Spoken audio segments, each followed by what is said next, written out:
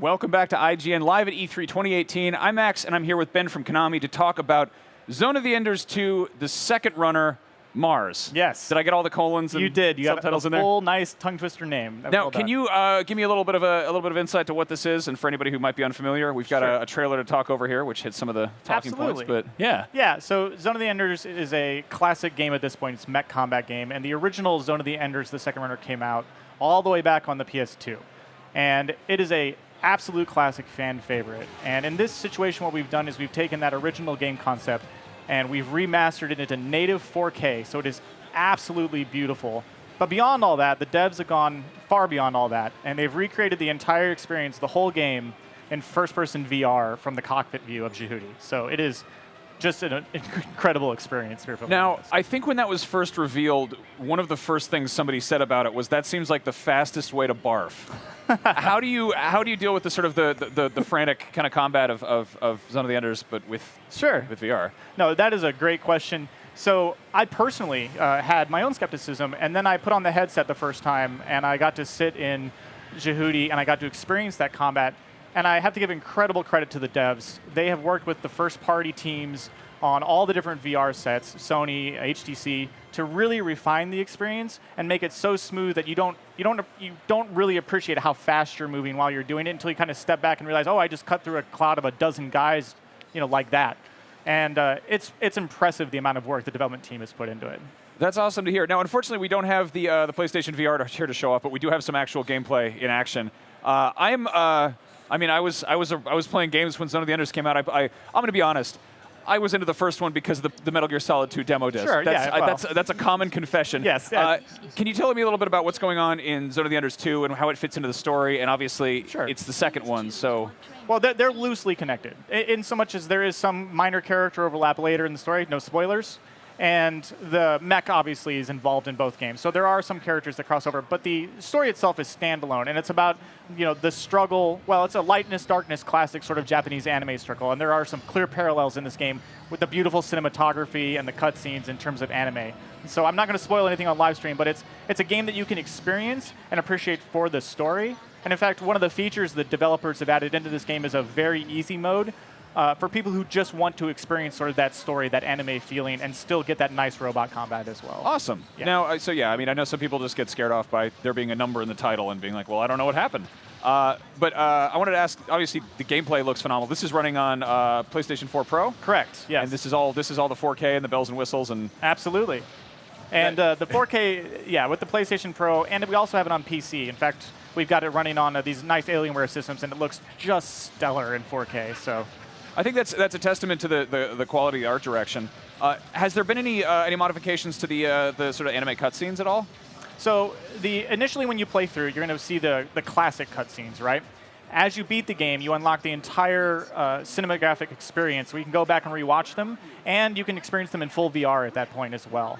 It's pretty cool. I know it's odd to sort of describe VR, but what is that? How does that look? So again, we're dealing with assets from the PS2 era. They took them and recreated them so that it sort of has this beautiful, immersive feel to it when you're in the VR experience. Like you said, it's sort of hard to describe without actually doing it yourself, but it's very overwhelming and immersive at the same time.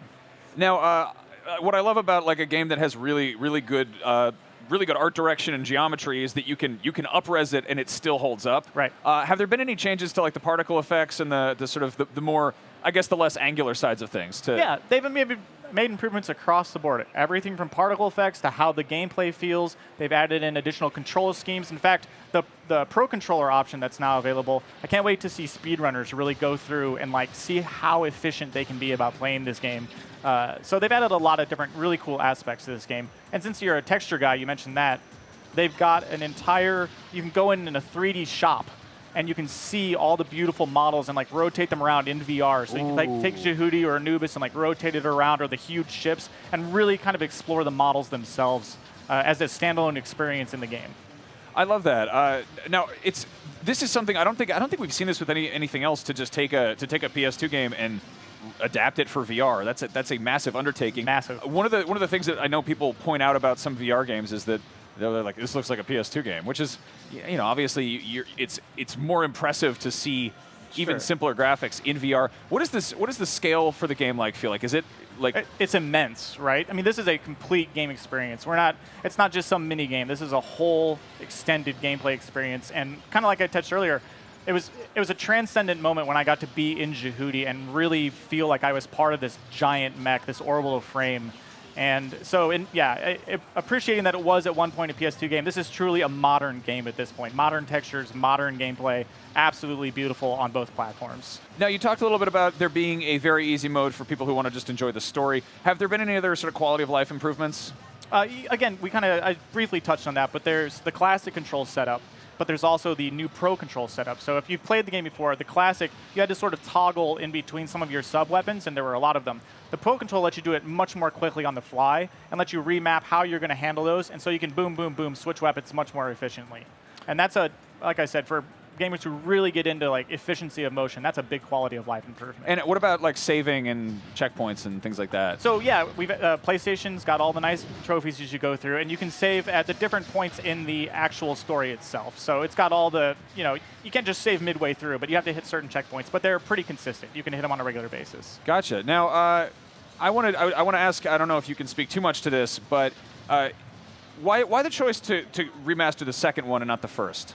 Well, we kind of discussed this. It just has to do with the game itself. ZoE2 was wildly popular. It was a very, very strong story. And in terms of just age, it was a more current and therefore much more efficient way to remaster and remake. ZoE1, while a fun game, and in no way a lesser, didn't age quite as efficiently. And so the team decided when they went back and looked at this, that like ZoE2 is clearly the more efficient choice to turn in this place. But I think, when we're talking about this game, appreciate too that how far ahead of its time it was. So choosing to remaster something like this and put it in the modern environment, modern gamers should really appreciate the gameplay because it is really, really crisp.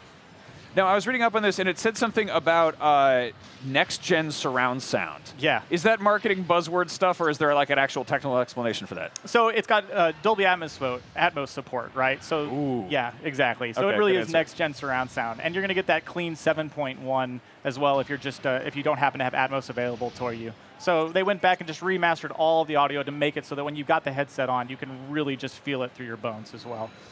Wow.